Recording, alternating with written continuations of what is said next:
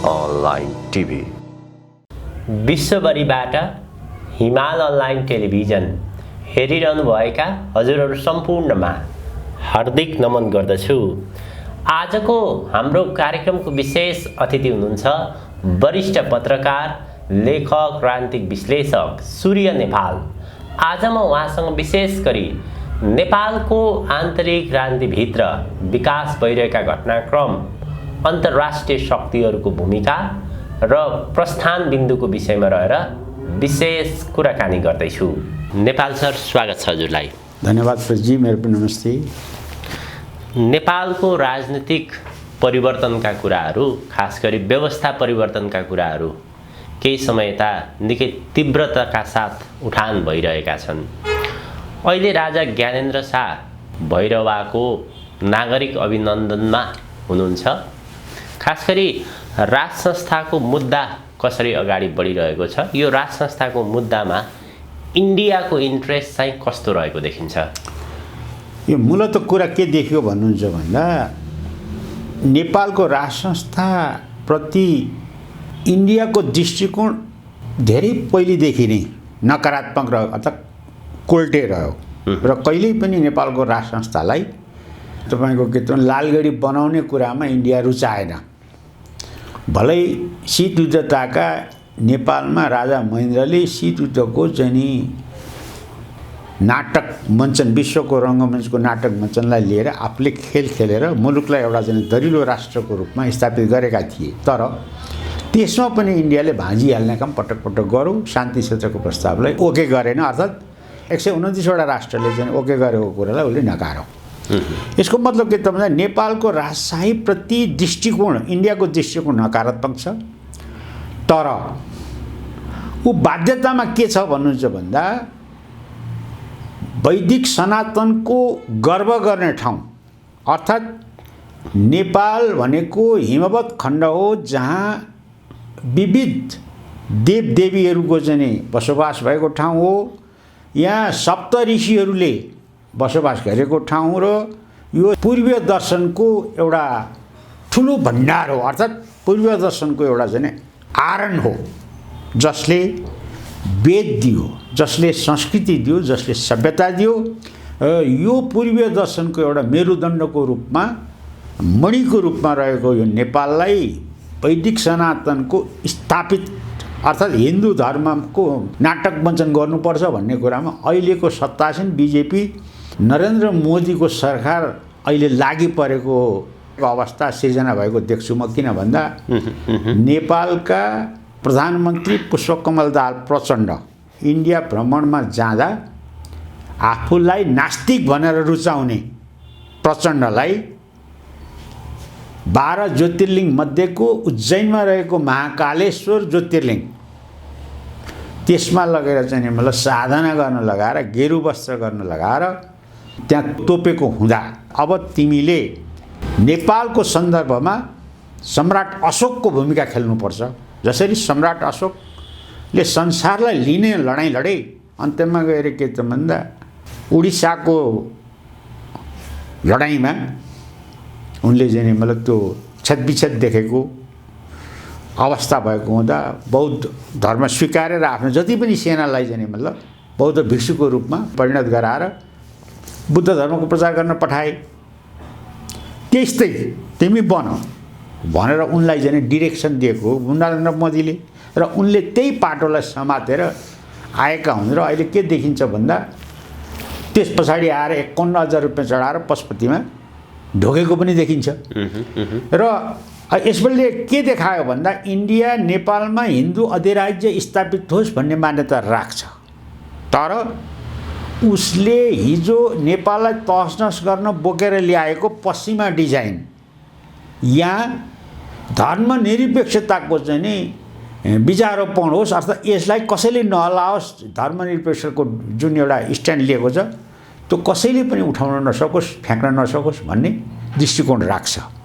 यही परिप्रेक्ष्यमा के त भन्दा दक्षिण एसियाली मुलुकहरू नेपाल हिन्दू राष्ट्र होस् भन्ने मान्यता राख्छन्। जस्तो एक्जाम्पल तपाईँ भुटानले नेपाल हिन्दू राष्ट्र होस् भन्ने मान्यता राख्छ, पाकिस्तानले हिन्दू राष्ट्र होस् भन्ने मान्यता राख्छ, बङ्गलादेशले राख्छ र यी जति पनि के त भन्दा दक्षिण एसियामा अवस्थित राष्ट्रहरू छन् नेपाल हिन्दू राष्ट्र होस् भन्ने मान्यता राख्छ र नेपालभित्र रहेको जनमत पनि 83% अस्तिको जनगणनाले 78को जनगणनाले दिएको तथ्याङ्क 83% हिन्दू र 91% तपाईँको वैदिक सनातनीहरू ओमकार परिवार छन् भनेर देखाएको स्थिति छ। अब त्यसैले के त भन्दा नेपालको सन्दर्भमा वैदिक सनातन हिन्दू अधिराज्य नराखे इन्डियाको चाहिँ बिजेपीको अस्तित्वमाथि पनि प्रश्न खडा हुने हुँदा नेपालमा वैदिक सनातन हिन्दू अधिराज्य स्थापना गर्नै पर्छ भनेर लागि परेको स्थिति छ र राज संस्थाको हकमा ऊ डुअल भूमिका खेलिरहेको छ।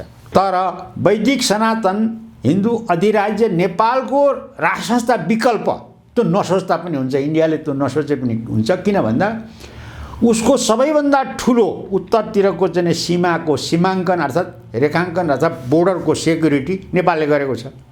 तिब्बतसँग चाहिँ 1700 किलोमिटरको जुन चाहिँ दूरी छ, यो दूरीलाई चाहिँ बिना बोर्डर उसले बिएसएफ बेगरको एउटा परिकल्पना अहिले जुन गरिएको छ, नेपाल नहुनु हो भनेदेखि त्यो परिकल्पनाबाट बाहिर हुन्छ र धेरै ठुलो राष्ट्रिय अर्थतन्त्र तर्सनस हुन्छ इन्डियाको। त्यो काम नेपालले गरिएको छ। एक अर्को, नेपाल वैदिक सनातनको मेरुदण्ड ठाउँ हो जहाँ ऋषिमुनिहरूको तपोभूमि हो। हरेक ठाउँमा चाहिँ मतलब वेदका ऋचाहरू निस्किएको अनुभूति हुन्छ र यहाँ चाहिँ वास्तवमै सप्त ऋषिहरूले बसोबास गरेको भन्ने कुरा इन्डियन प्रधानमन्त्री नरेन्द्र मोदीलाई पनि थाहा छ र आरएसएसलाई पनि थाहा छ। अहिलेको चाहिँ मलाई सत्तासीन सबैलाई थाहा छ। हिजो चाहिँ कङ्ग्रेस आई नेपालको सन्दर्भमा यो चाहिँ के त भन्दा पश्चिममा छिराएर जसरी हुन्छ आफ्नो मुलुकमा गाब्ने हिसाब किताबको कङ्ग्रेस आईको रणनीति थियो, त्यसको ठिक विपरीत दिशामा अहिले इन्डियन तपाईँको पोलिटिक्स आरएसएसको पोलिटिक्स अर्थात् अहिलेको चाहिँ मतलब प्रधानमन्त्री नरेन्द्र मोदीको पोलिटिक्स गएको छ जस्तो अनुभूति हुन्छ। र म के देख्छु भन्दा यही मेसोमा राजा ज्ञानेन्द्रको भ्रमण पनि भएको हो र अब नेपालमा नेपाली जनताले जङ्गबहादुर खोजिरहेको अहिलेको परिप्रेक्ष्यमा, किन भन्दा यहाँ सहमतीय दस्तावेज संविधान भएन, सहमतीय दस्तावेजले मुलुक लुटियो। 7 दल मिलेका छन्, संविधानलाई सहमतीय दस्तावेजको रूपान्तरण गरेका छन् र त्यसलाई संविधान भनेका छन् र आफ्नो अनुकूलको मान्छे न्यायमा छिराएका छन्, अनुकूलको मान्छे हतियारमा छिराएका छन्, अनुकूलको मान्छे प्रधानमन्त्री बनाएका छन्, अनुकूलको मान्छे सचिव बनाएका छन्, अनुकूलका मान्छेहरूलाई शिक्षा र स्वास्थ्य ठेक्का दिएका छन् र अनुकूलको व्यवहार गरेका छन् र आफ्नो मालिकलाई रुझाएर राखेका छन्।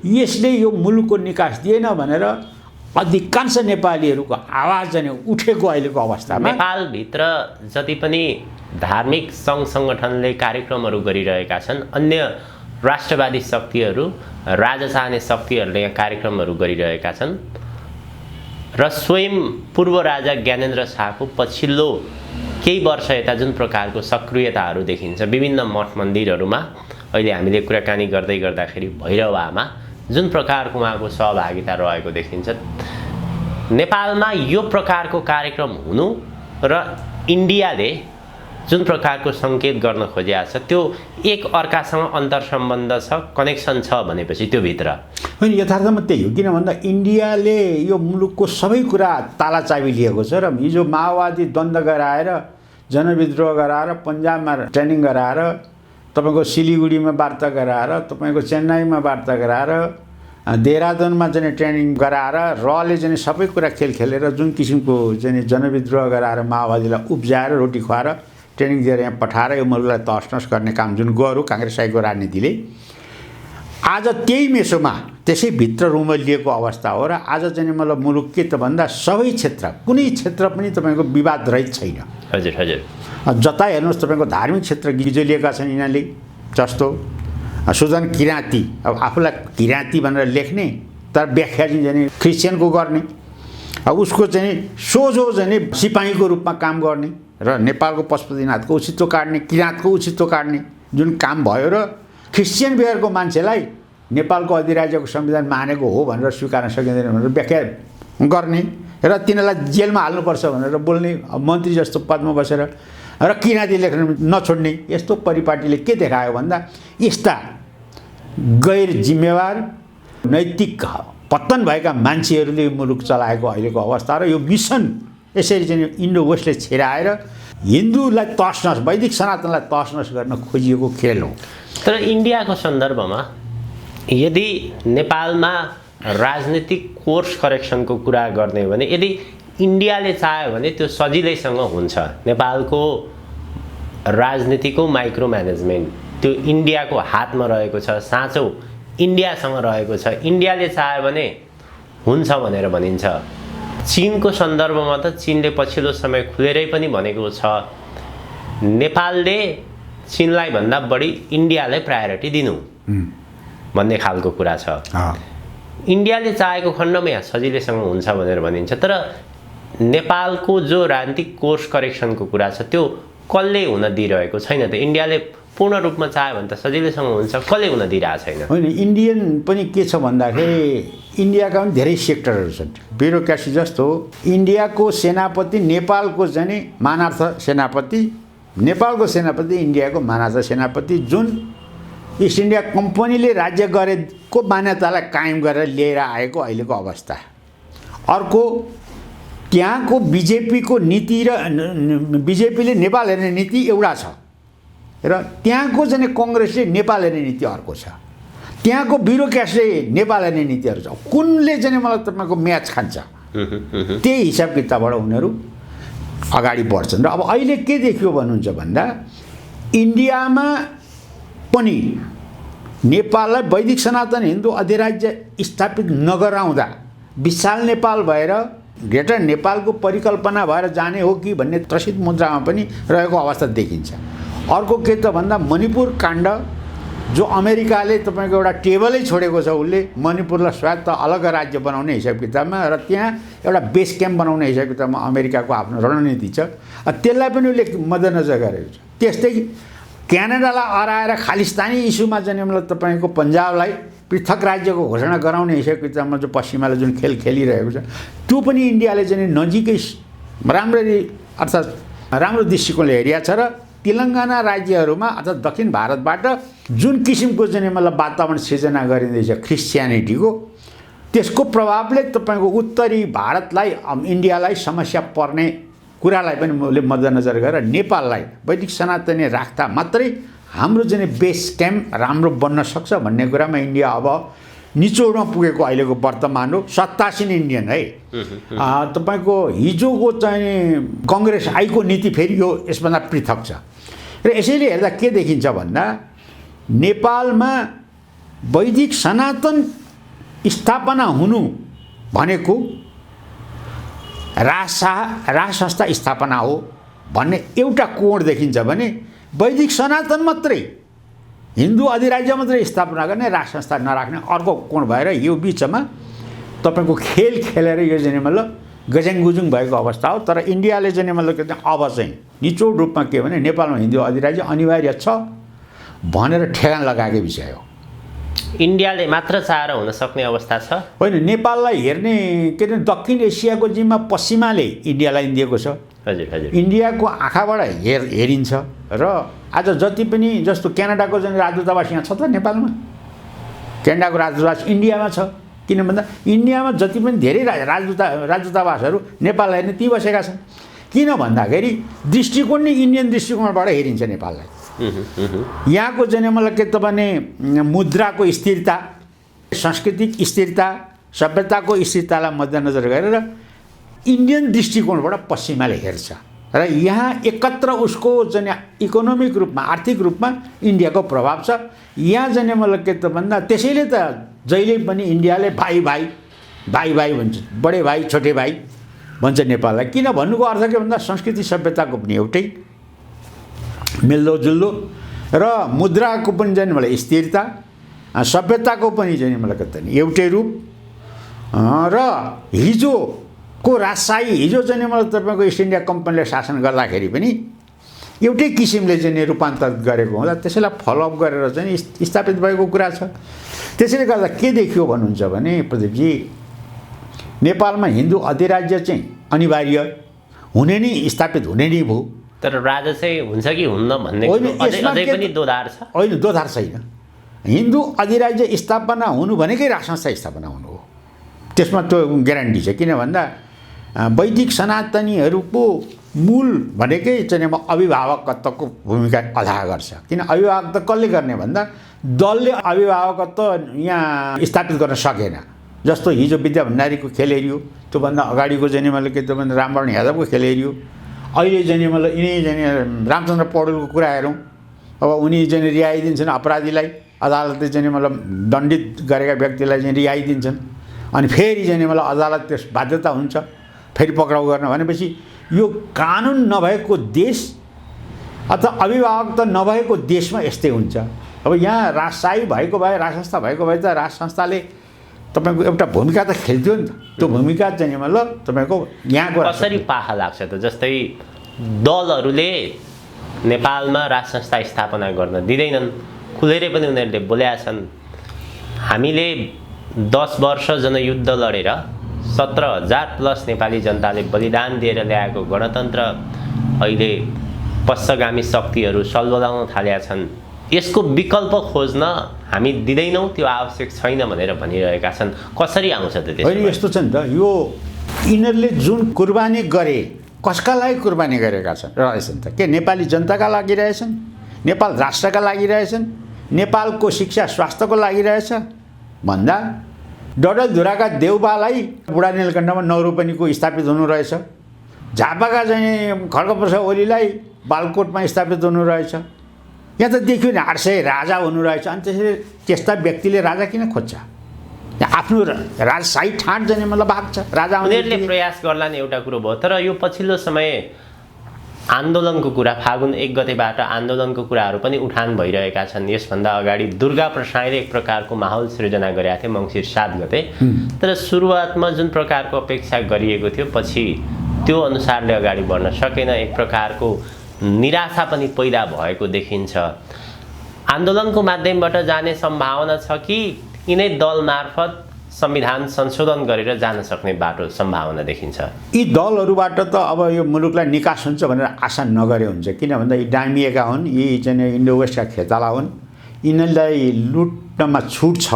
किनभने यिनीहरूले बनाएकै मालिकले जे हराएको छ त्यही तपाईँको सहमतीय दस्तावेजलाई संविधान भनेर लुट्न पसेका छन्। र यहाँ कोइरी छुट्छन् र बालकृष्ण खाँड छुट्छन् सहमतिबाट। यहाँ जाने तपाईँको के त भन्दाखेरि ओम्नीमा एमाले खान्छ, काङ्ग्रेसले चाहिँ मलाई डकार्छ। अब तपाईँको के त भन्दाखेरि सुन्दरी जल आदि इत्यादि जति पनि नि अब एनसेलकै कुरा गरौँ, प्रचण्डले सिधै भने मलाई मात्रै देख्नुभयो सिङ्गापुरमा गएर चाहिँ उपचार गरेको। के ओली गएनन्, शेरबहादुर गएन भनेर उनले चाहिँ आफूले नै अभिव्यक्ति प्रकट गरे। किन भन्दा एनसेलले यी सबै नेताहरूलाई विदेश लगेर चाहिँ उपचार सिङ्गापुरमा गराउँदो रहेछ, पकेट खर्च दिँदो रहेछ, अनि जति चाहिँ मलाई तपाईँको ऊ छ त्यो सबै गर्दो रहेछ, उनीहरूलाई चाहिँ सेवा गर्दो रहेछ। र त्यो एनसेलको कर छुट यिनीहरूले गरिदिएका रहेछन्। यो कुरो त उसले चाहिँ मलाई प्रश्न बोलिहाले। भनेपछि के त भन्दा अब बोले आज जति पनि तपाईँको के त भने सुनचोरका कुरा आउँछन्। अब तपाईँको एनआरएनको चाहिँ मलाई तपाईँको गुरुङ जस्तो मान्छेले 138 किलो सुन पठाएको खेतालाले भनौँ, जो भरौटाले भारी बोक्ने भरियाले भनौँ। भनेपछि यो देशलाई जसरी हुन्छ असफल गराएर मालिकको सामु जानु मात्रै यिनीहरूको परिकल्पना देखियो। यिनीहरूले चाहिँ मलाई के त भने नेपाली शिक्षालाई माथिल्लो स्तरमा राम्रो स्तरमा बनाउनु भन्ने कुरा यिनीहरूलाई सोच रहेन। आज सदनमा आवाज उठिरहेको छ कि यी जति भएका सांसदहरू छन् यिनीहरूका छोरा सरकारी स्कुललाई स्थापित गराएर सरकारी स्कुलमा पढाउन तयार छन्। यिनीहरूका छोराछोरी बिल्कुल त्यो विधेयक ल्याउन सक्छन् कि स्वास्थ्यमा जाने मलाई के त भने विदेशीहरूलाई यहाँ हस्तक्षेप यहीँ जाने मलाई के त भन्दाखेरि नेपाली मेडिकल कलेजको स्थापना गरेर तपाईँको उ गर्न यिनीहरूले प्रतिबद्धता जाहेर गर्न त्यस्तो चाहिँ मलाई विधेयक ल्याउन सक्छन्? बिल्कुल सक्दैन। यिनीहरूले के ल्याउन सक्छ भने आफ्ना हुकेलाई पाल्ने पोस्ने र त्यहीँबाट चाहिँ मलाई आफू मोटाउने, आफ्ना छोराछोरीलाई यहाँको अर्थतन्त्र चाहिँ मलाई तानेर विदेशमा पढ्न पठाएको नाउँमा वहीँ स्थापित गराउने र अन्ततोगत भागेर केही समस्या पऱ्यो भने छोराछोरी बाटो जाने। यही मात्रै सोचिया छ यिनीहरूले चाहिँ मलाई नेपाल राष्ट्र यसरी बनाउनुपर्छ, यो उद्योग रोप्नुपर्छ, नेपालको हावापानी सौँदो यसरी काम गर्नुपर्छ भन्ने भए राजा महेन्द्रले स्थापित गरेका 36वटा उद्योगहरू बेचेर खानुपर्ने अवस्था के आउँथ्यो? निजीकरणको नाउँमा। र आज यिनीहरूले गरेको आज चाहिँ मलाई तपाईँको 30-35 वर्षको दरमियानमा काङ्ग्रेस एमाले माओवादीले गरेको खेल र नेपालको शून्यतालाई हेर्नुहोस् त। खोइ त विकासका परिकल्पना, खोइ त शिक्षा स्वास्थ्यको परिकल्पना, खोइ त रोजगारका परिकल्पना, खोइ त नेपालको उन्नतिको परिकल्पना, केही त छैन। भनेपछि हामीले के बुझ्नु पर्यो भन्दा यी अहिले भइरहेको राजनीतिक दलबाट यो मुलुकको निकास छैन, यसको पतन अनिवार्य छ र यसको लागि नेपाली जनताहरू रोडमा ननिस्के विकल्प छैन। किन भन्दा न्याय मर्यो, धर्म लुटियो, राष्ट्रमा विध्वंस आयो, बाह्य हस्तक्षेप बढ्यो, नेपालको प्राकृतिक स्रोत साधनलाई चाहिँ लुट्ने काम मात्रै भयो र नेपाली बेच्ने काम मात्रै भयो, युवा युवतीलाई पलायन गरियो भने यस्तो अपराधी तत्त्वलाई हामीले चाहिँ नि कर तिरेर पालेर अर्थ के रहन्छ? त्यसैले नेपालीले अब सोच्नुपर्ने दिन आयो। निकास चाहिँ नेपाली जनताले खोजिरहेको देखियो, तर अब निकास कसरी हुन्छ भन्ने सवालमा चाहिँ आन्दोलन मार्फत भनेर भनिएको छ। आन्दोलनमा पनि जुन प्रकारको परिणाम आउनुपर्ने थियो, अथवा इन्डियाले नै पनि त आन्दोलनमा खासै सपोर्ट गरेको देखिएन दुर्गा प्रसाईको आन्दोलनको कुराकानी गर्दाखेरि। अबको आन्दोलनमा नेपाली जनताको साथ उपस्थिति कति रहला त्यो एउटा पाटो भयो। विशेष गरी इन्डियन शक्तिले कति सहायता गर्ला त्यसमा? के देखिन्छ भन्दाखेरि इन्डियाले चाहेको कुरो नेपालमा पहिलेदेखि हुँदै आएको छ। किन 7 साल पनि इन्डियाले चाहेरै भएको। दुर्गा प्रसाईको आन्दोलनलाई किन साथ दिएन? यस्तो भयो, दुर्गा प्रसाई उनीहरूले के गर्छन् भने असल तपाईँको तिग्री, असल खेतालो चाहिँ मतलब उनीहरूले स्थापित गर्न खोज्छन्। कति कुरामा चाहिँ सामञ्जस्य हुन सकेन होला र यसले उग्र रूप लिन सकेन। नत्र भने इन्डियाको साथ सहयोग पाएर पनि दुर्गा प्रसाईको जुन 7 गतेको चाहिँ आन्दोलन थियो त्यसले त हल्लायो नि त। जस्तो के त भन्दाखेरि बन्द गरायो, तपाईँको टिकटक बन्द गरायो। टिकटक बन्द गराउनु पर्ने राज्य सत्ता किन पुग्यो त? मतलब दुर्गा प्रसाईको आन्दोलनको प्रभाव हो नि त। अब आज गएर तपाईँको कति छुट भयो लघुवित्तहरू र तपाईँको उसको कति छुट भयो, त्यो आन्दोलनको प्रतिफल हो नि त। अब सहकारीको मुद्दाहरूलाई चाहिँ अहिले सरकारले समाउन थाल्यो। जब हिजो खेतालो हराएको थियो, उसका मान्छेहरूलाई सहकारीबाट लुट्न लगाएको थियो, आज उनीहरूलाई पक्रेर कारबाही गर्ने पक्षमा पुगेको छ भनेपछि त्यसको प्रभाव पनि दुर्गा प्रसाईको नेतृत्वको जुन आन्दोलन हो नि त। त्यसैले दुर्गा प्रसाईको आन्दोलनलाई नेतृत्वलाई राजावादी शक्तिहरूले नै साथ दिएनन्, आन्दोलनमा सहभागी नै भएनन्, उल्टै उनका विरुद्ध चाहिँ कुराकानी गरेको, विचार व्यक्त गरेको त्यस्तो देखियो। होइन, यस्तो भयो राजावादी शक्तिहरू भन्नाले के त भन्दा अब यो सुरुमा अब एउटा शक्ति त गएकै हो, यहाँ बिचमा के त भन्दा पावर टसलका कुरा आए। राष्ट्रिय जनशक्तिका केशरबहादुर विष्ट दाइले त सुरुमा परेवा उडाउने काम गरेकै हुन् एउटा शक्तिले। त्यस पछाडि चाहिँ मतलब के त भन्दा ज्ञानेन्द्र शाही राप्रपाका उनले चाहिँ मतलब के त भन्दा दुर्गा प्रसाईको नेतृत्वलाई समर्थन गर्ने कुरा मन्तव्य दिएकै हुन्। रविन्द्र मिश्रले पनि दिएकै हुन् र राजावादी शक्ति अरूले पनि दिएकै थिए। कार्यक्रममा सहभागी भएनन् नि। मुख्य कुरो ज्ञानेन्द्र शाहीको मात्र त्यहाँ उपस्थिति देखियो, अरू त गएनन्। त्यो के त भन्दा राजेन्द्र लिङ्गदेनलाई अहिले के त पावर टसलको रूपमा झापामा लगियो भन्ने खालको कुरा हो। तर राजेन्द्र लिङ्गदेन र दुर्गा प्रसाईको बिचको अहिले टेबल टक भइरहेको अवस्था छ र अबको आन्दोलनमा यिनीहरू एकता भएर आउने कुरामा यिनीहरू चाहिँ एकदम एकता नै देखिने अवस्था छ। किन भन्दा राप्रपाको लाइन प्रष्ट के देखिन्छ भने हामी हिंसा चाहँदैनौँ, क्रान्ति चाहँदैनौँ, क्रान्तिबाट परिवर्तन भइसकेको छ, खालि यसलाई अलिकति संवैधानिक व्यवस्थापन गर्नुपर्ने कुरा मात्र छ। क्रान्ति र हिंसा चाहँदैन राप्रपाले भनिरहेको छ। तर आन्दोलन भन्ने कुरा नै शान्तिको तवरबाट, शान्तिको माध्यमबाट त हुन सक्ने सम्भावना। राप्रपाको दृष्टिकोण अहिले हेर्दा के त भन्दा दुर्गा प्रसाईको नेतृत्वमा भएको आन्दोलनलाई सहयोग गर्ने भन्ने जुन हिसाब किताबको अहिले यिनीहरू पुगेका छन्, यसले के देखाउँछ भन्दा निश्चित रूपमा वैदिक सनातन हिन्दू अधिराज्य र राज संस्थाको स्थापना मूल एजेन्डा बोकेको राप्रपाले ठाउँ नपाएर अल्मलिएको मात्रै हो र यसलाई समर्थन गर्छ भन्ने कुरामा दुविधा छैन। भलै अल्मलिनु आफ्नो ठाउँमा छ, तर एजेन्डा चाहिँ मतलब के त एक भएको हुँदा यिनीहरू हिजो अनेक भए पनि अब एकतामै जान्छन् भन्ने कुरामा हामीले शङ्का लिइरहनु पर्दैन। र अब यो मुलुकको वर्तमान अवस्थालाई हेर्दा आउँदै के त भन्दा 1 वर्षको आफ्नो सत्तासीन भएको वर्षगाँठको उपलक्ष्यमा प्रचण्डले जुन आफ्नो उद्घोष व्यक्त गरे, हजुर हजुर, त्यो व्यक्त गर्दा आउँदै मैले यहाँ गरेँ त्यहाँ गरेँ, यहाँ विकास गर्ने त्यहाँ गर्ने भनेर चाहिँ आफै आत्मरति लिएको अनुभूति हुन्छ र उनले गरेका कुराहरू खासमा के गरे त भन्दाखेरि हास्यास्पद छन्। न यहाँ शिक्षा स्वास्थ्यमा उनले केही करेक्सन गर्न सके, न त सुन चोरीमा केही लगाम लाउन सके, न त न्यायिक सुशासनलाई आफ्नो ठिक ठाउँमा लान सके, न त जने विधिको शासनलाई एउटा थाकथलोमा पुर्याउन सके, न त तपाईँको के त भन्दा युवा युवतीलाई बेरोजगार युवा युवतीलाई रोजगार दिन सके, न त युवा युवतीको चाहिँ पलायनको अहिलेको मानसिकतालाई ब्रेक गर्न सके। केही गर्न सकेको देखिँदैन। त्यसैले गर्दा मोदी यो आत्मरति गर्नु नै बेकार छ। अब उनले आफ्नो भाषणमा के भनेका छन् भन्दा विद्युत बेचेर 5 अरब चाहिँ मतलब तपाईँको यो साल ल्याउने, मतलब आम्दानी गर्ने भन्ने जुन आफूले मन्तव्य दिएको भोलिपल्टै तपाईँको के त भन्दाखेरि मिटर नै चलेन, त्यसको हिजोको तपाईँको दस्तावेजै भेटिएन भनेर विद्युत कार्यालयले भन्यो। जबकि बारा पर्सामा भएको जति पनि जाने मतलब के त भन्दाखेरि उद्योगहरूबाट 16 खरब रुपियाँ विद्युत महसुल उठाउनु पर्ने रहेछ।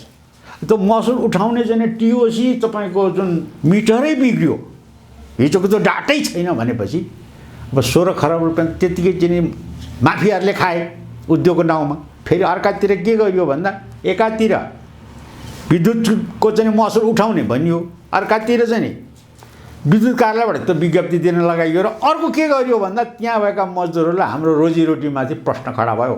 हाम्रो रोजीरोटी मार्न पाउँदैन, हाम्रो पेटमा लात हान्न छुरा हान्न पाउँदैन भनेर त्यहाँ काङ्ग्रेस एमाले माओवादीका सङ्गठनहरूले चाहिँ आन्दोलन गर्न थाले। भनेपछि प्रधानमन्त्रीको अहिलेसम्मको कार्यकाल कस्तो विचित्र घिनलाग्दो भएर गयो। जबकि पारदर्शी हुनुपर्ने त्यो छैन। उनीले चाहिँ मतलब नातिनीको बिहामा सुन्दरी जलमा कस्तो तामझामका साथ 2600 प्लेट चाहिँ मतलब तपाईँको 6000 प्लेटको भोजन डिनर गराएर चाहिँ मतलब बिहा गरेको उनको चर्चा, विलासितामा चाहिँ रुमलिएका प्रचण्ड भनेर चाहिँ चर्चा चलिरहँदा फेरि हिजो गङ्गा चाहिँ मतलब के त भन्दाखेरि गोर्खामा हेलिकप्टर लिएर गएर आफ्नो नाति र चाहिँ नातिने ज्वाइँलाई भेट्न गएको मिलिट्री हेलिकप्टरमा भनेर सामाजिक सञ्जालमा आइरहेको अवस्था छ। भनेपछि यो देशमा यी राजनीतिक दलहरूले काङ्ग्रेस एमालेलाई माओवादीले रणभुल्लमा पारेर यिनीहरूको सिद्धान्तलाई चुरचुर बनाएर जुन हिसाब किताबले मुलुकलाई असफल राष्ट्र बनाउन जुन हरकत गरिएको छ, यो हरकतले यो मुलुक बडो सङ्कटमा छ र नेपाली जनता अब घर घरबाट चाहिँ बाहिर ननिस्किएसम्म नेपाल बाँच्ने अवस्था छैन।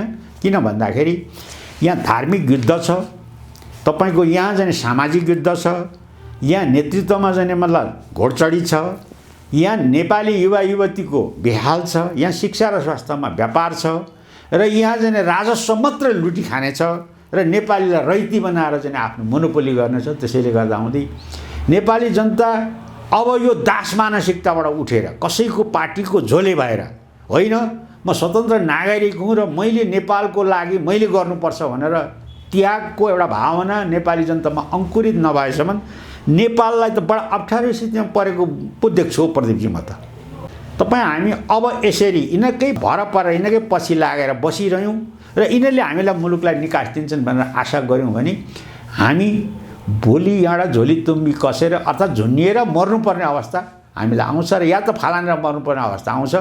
यिनीहरूको नेतृत्वले हामीलाई चाहिँ मतलब के त यो मुलुकलाई केही निकास दिँदैन। यिनीहरूमा राष्ट्रियताको भावना पनि छैन, यिनीमा जनजीविकाको पनि छैन। खालि भ्रष्टाचार हेर्नु, सुनचोर चोरी भयो, पक्राउ भयो, त एनआरएनको चाहिँ मतलब अध्यक्ष नि 138 किलो सुन पठाएछ।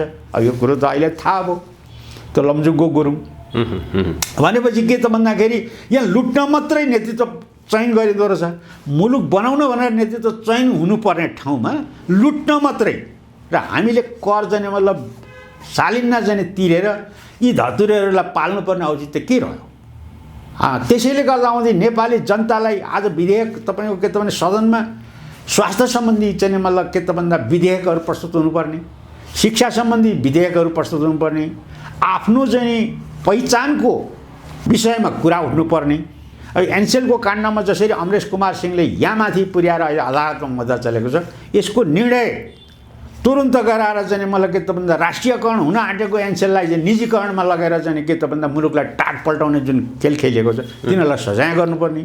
बालुवाटार काण्डलाई कारबाही गर्नुपर्ने। हजुर, अब यस्ता चाहिँ मलाई तपाईँको ओम्नी काण्डलाई कारबाही गर्नुपर्ने, यो एनसेल काण्डमा एक एक छान्नुपर्ने, तपाईँको दमिजातदेखि लिएर यी सबै कानुनी राज्यको स्थापना गर्नुपर्नेमा उल्टै के त भन्दा यिनीहरू सङ्घर्ष, धार्मिक युद्ध चलाउने, भाइ भाइको लडाइँ देखाएर त्यसलाई ओझेलमा पार्ने। अब हेर्नुहोस् त, एनसेल काण्ड ओझेलमा पारे।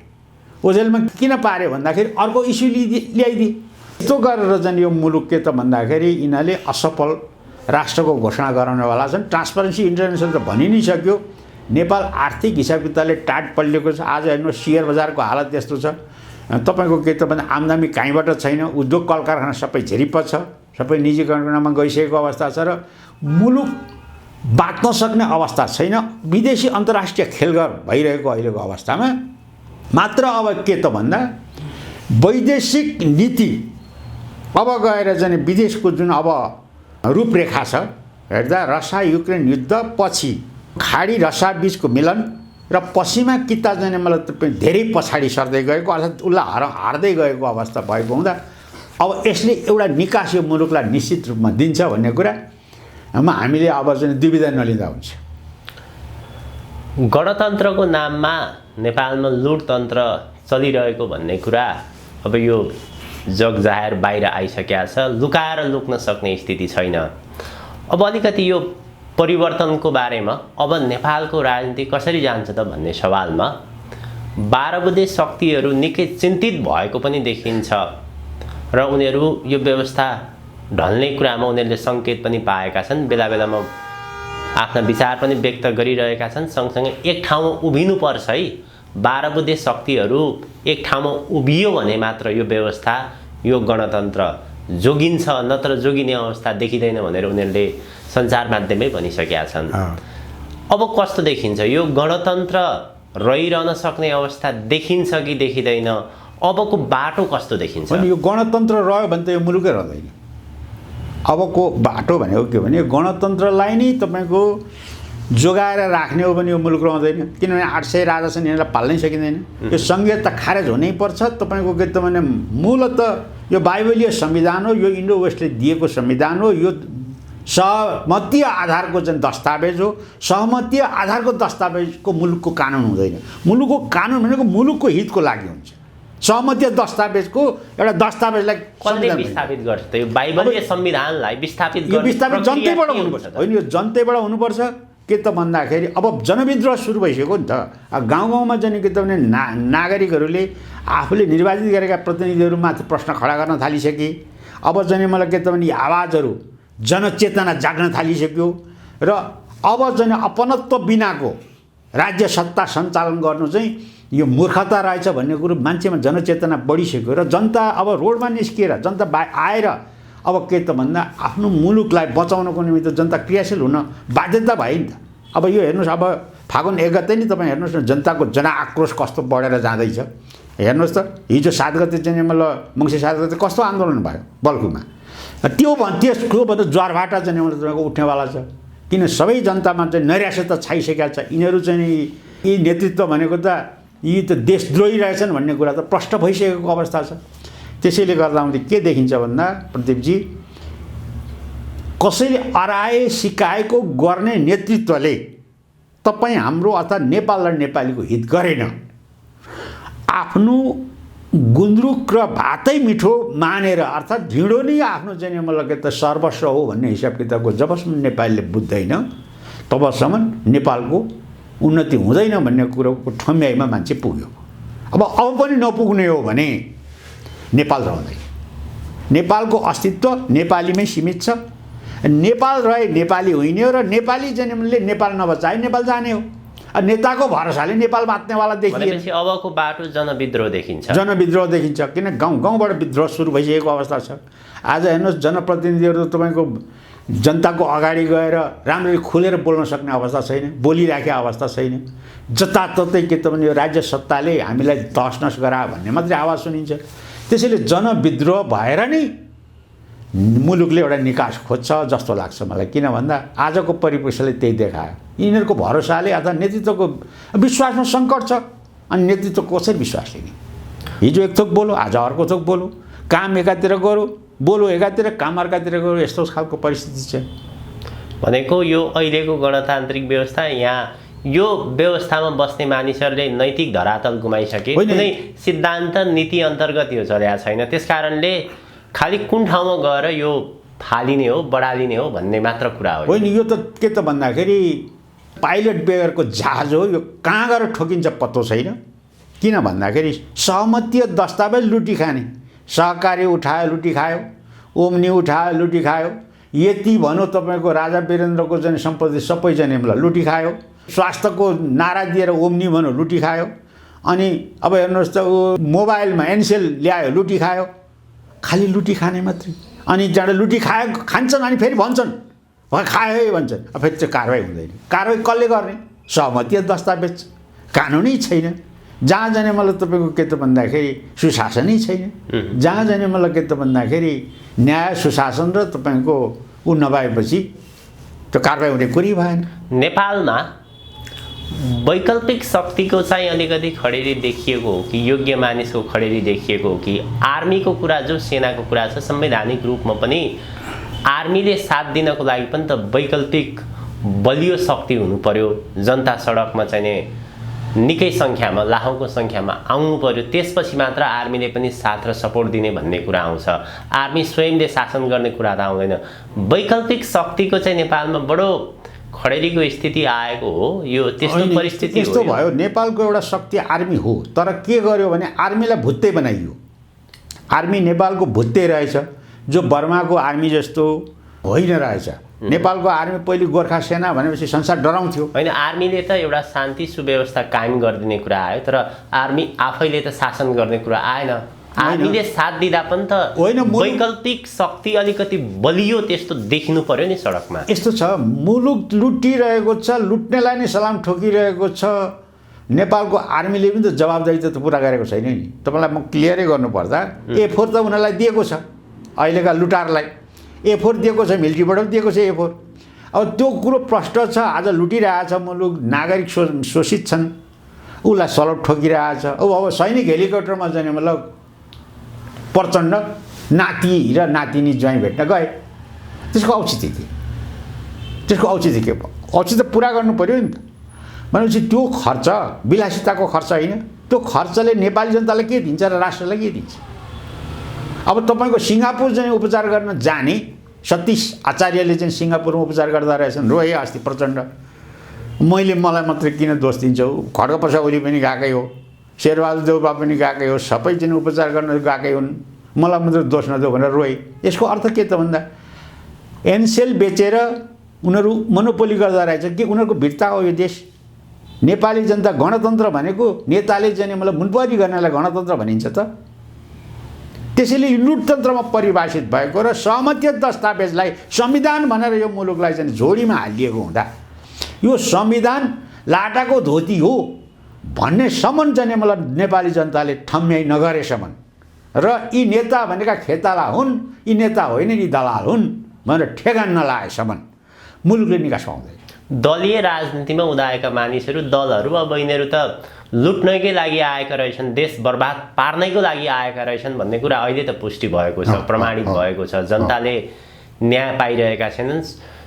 हरेकमा अब स्वास्थ्य, शिक्षा, हरेक आधारभूत कुरामा सेटिङ चल्छ यहाँ। त्यो खालको परिस्थिति निर्माण भएको छ। त्यो जगजाहेर कुरा हो, लुकाएर लुक्ने कुरा होइन। जनताले पनि बुझिसकेका कुरा छन्। नेता भनेका चोर फटा मात्र रहेछन् नेपालमा भन्ने कुरा जनताले नै भनिरहेका छन्।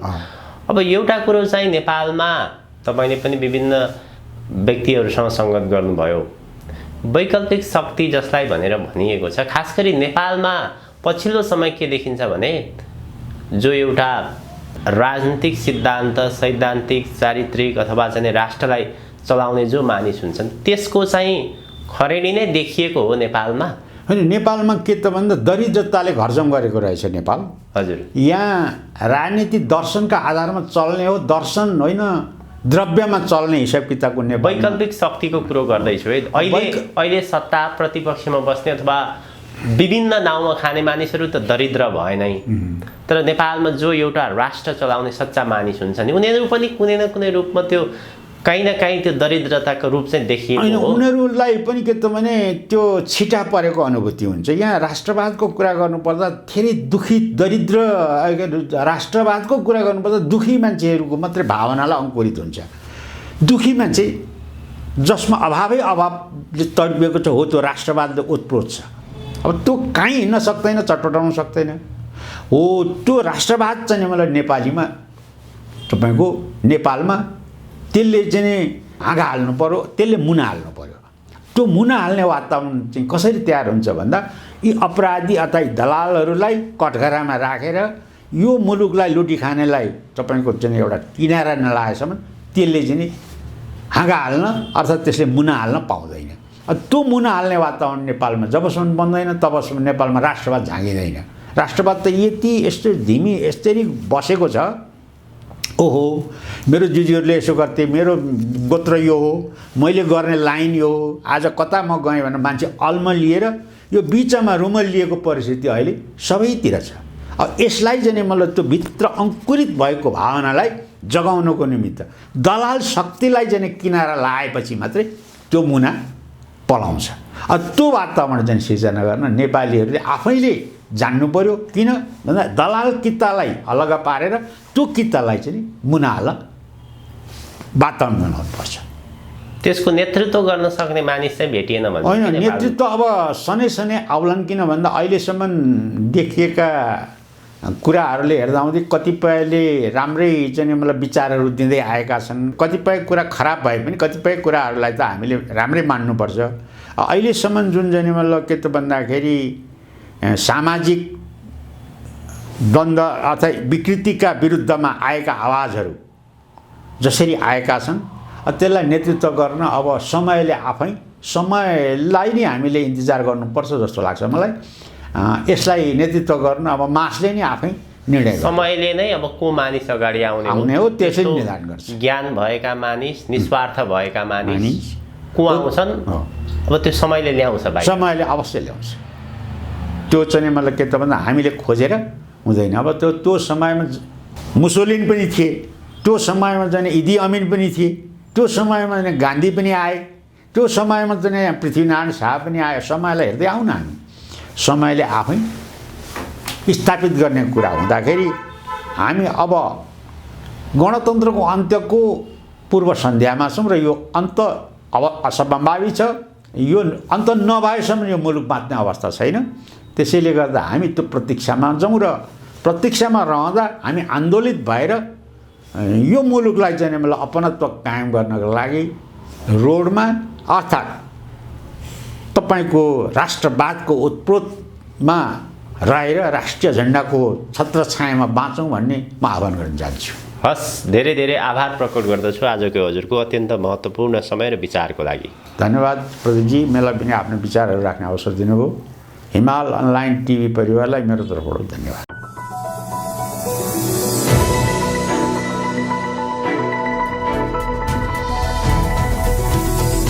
हिमाल अनलाइन टिभी।